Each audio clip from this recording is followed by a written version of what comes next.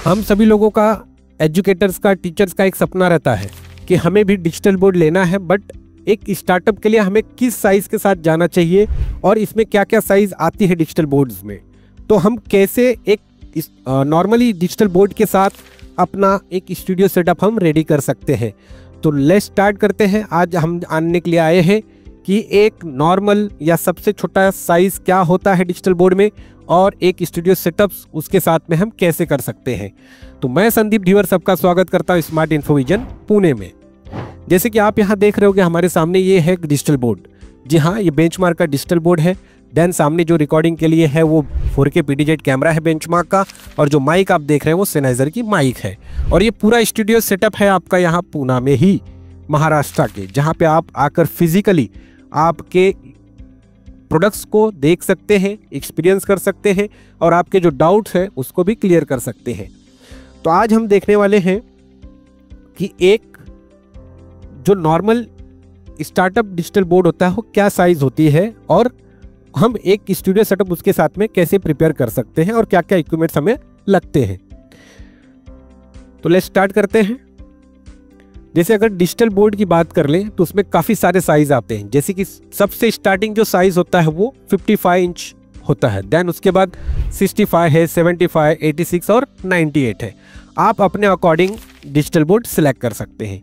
अब जिसमें अगर हम देखेंगे, अगर 55 इंच डिजिटल बोर्ड की अगर बात करते हैं तो आप नॉर्मली, पता है आप घर पे भी यूज़ करते हैं कि अगर आप 32 इंचेस, 45 इंचेस या 55 इंचेस की टीवी ऑलमोस्ट आप अपने घर पे यूज़ करते हैं। अब जिनको स्टार्ट करना है, ये सबसे बड़ा डाउट होता है कि हम कैसे चॉइस करें और कैसे चूज़ करें। अब जिनको घर पे ही सेटअप करना है, कि एक चाहते हैं कि एक नॉर्मल में हम अपना स्टूडियो सेटअप रेडी कर लें, कि अपने घर पे बच्चों को ही पढ़ाना है या फिर बच्चों के साथ साथ अदर्स हमें एक एजुकेट करना है लोगों को, तो एक नॉर्मल आप स्टार्टअप कर सकते हैं जिसमें आप सेलेक्ट कर सकते हैं डिजिटल बोर्ड जो आपका 55 इंच का होता है। अब जो आप देख रहे हैं 55 इंच का डिजिटल बोर्ड, अब उसमें क्या डिपेंड करता है आपकी, जो अब ये देख रहे हैं ये 75 इंच का डिजिटल बोर्ड है जिसमें आप काफ़ी अच्छा स्पेस पा जाते हैं और यूज़ करने में हमें यूज़र फ्रेंडली होता है। अगर मैं 55 इंच की बात कर लूँ तो आपको यहाँ पे लेंथ और ब्रेथ दिखाई दे रहा होगा, जिसमें आपको 127.9 सेंटीमीटर दिखता है और ब्रेथ आपको 76.9। अब जैसे अगर आप देख रहे हैं चीज़ों को लेके, अब इसमें भी जो आपको कॉन्फ़िगरेशन मिलता है वो भी बेटर मिलता है। जैसे 8/128 है, देन उसके बाद 8/64 में है, फिर 4/32 में भी है, और स्पेसिफिकेशन एंड्रॉयड 13 में आपको मिल जाता है, 11 में मिल जाता है। तो वो आप अपने अकॉर्डिंग उसको आप सेलेक्ट कर सकते हैं, आपके अकॉर्डिंग आपको जिस स्पेसिफिकेशन के साथ जाना है। देन अगर बात करते हैं हाइट्स की और विड्थ की, उसके कि डिजिटल बोर्ड 55 इंच का जो डिजिटल बोर्ड होता है उसकी क्या साइज़ होती है और क्या विड्थ होती है। तो नॉर्मली जो इसकी हाइट विड्थ होती है वो आपको देखेंगे लेंथ 3.5 इंच।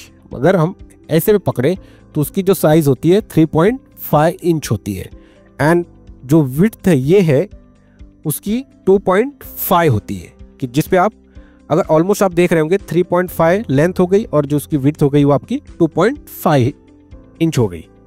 अब आप नॉर्मल जैसे आप घर पे टीवी यूज़ कर देखते हैं तो वैसे एज इट इज़ आप इसको भी यूज़ कर सकते हैं। अब एग्जांपल के तौर पे अगर देखा जाए कि आप ऑलमोस्ट कहीं पे जाते हैं किसी डॉक्टर के यहाँ पे या किसी ऑफिस में, तो आपको उतनी बड़ी बड़ी टीवीज़ दिख जाती हैं। तो आप एक नॉर्मल स्टार्टअप के लिए एक 55 इंच के साथ जा सकते हैं। अब इसमें भी एक चीज़ है कि आप अब डिजिटल बोर्ड के साथ ही आप कैसे कर सकते हैं। अगर मैं इसकी बात करूँ डिजिटल बोर्ड के साथ में आप ऑनलाइन कैसे जा सकते हैं या फिर रिकॉर्डिंग कैसे कर सकते हैं, तो सिंपल है। आप जैसे 55 इंच का डिजिटल बोर्ड ले लिया आपने, आपको क्या करना है, आपने 55 इंच का डिजिटल बोर्ड लिया है, एक नॉर्मल जो कॉस्टिंग होती है उसके हिसाब से आप जा सकते हैं। देन उसके बाद आपको लेना है एक ट्राइपॉड, आपके पास कैमरा होगा, एक ट्राइपॉड लेना है। देन कैमरा आपके पास होगा ही, या आपके पास मोबाइल है रिकॉर्डिंग करने के लिए, या फिर आप एक कॉलर माइक ले सकते हैं जो नॉमिनल आपको नॉर्मली मिल जाता है मार्केट से। तो आपने सिर्फ 55 इंच का डिजिटल बोर्ड लिया, जो कॉस्टिंग आई आपने उसको पे किया, देन आपने प्रोडक्ट्स को परचेज कर लिया। अब उसके बाद आप एक डिजिटल 55 इंच के डिजिटल बोर्ड के साथ भी आप ऑनलाइन आपके लेक्चर्स को डाल सकते हैं या आप ऑनलाइन भी जा सकते हैं। अगर आपको एक नॉर्मल स्टार्टिंग करनी है तो आप इस हिसाब से 55 इंच का डिजिटल बोर्ड ले लिया, जिसमें आपको साइज़ वगैरह भी दिख जाती है, 3.5 फीट मिल जाता है और 2.5 फीट विड्थ मिल जाती है। एक स्पेस होता है जिस पे आप नॉर्मली पढ़ा सकते हैं। बच्चों को एक्सप्लेन करना है आप एक्सप्लेन कर सकते हैं, वो आपके घर पे भी कर सकते हैं या फिर आपको कहीं पे भी करना है, नॉर्मली जाना है तो उसके साथ जा सकते हैं। या फिर आपको ऑनलाइन ही सेटअप करना है या आपको स्टूडियो सेटअप्स करना है तो उसके लिए आपको और भी इक्विपमेंट्स लगते हैं, जैसे कि काफ़ी इक्विपमेंट्स रिक्वायरमेंट हो जाती है।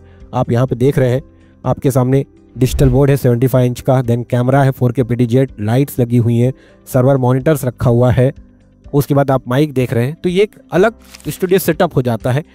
तो ये आपको एक नॉर्मल आइडिया आ गया होगा कि मैं अगर प्लान कर रहा हूँ 55 इंच डिजिटल बोर्ड के साथ जाने के लिए तो मैं कैसे ऑनलाइन सेटअप कर सकता हूं और कैसे जा सकता हूं और क्या उसकी हाइट होगी, क्या विड्थ होगी, क्या स्पेसिफिकेशन मिलेगा।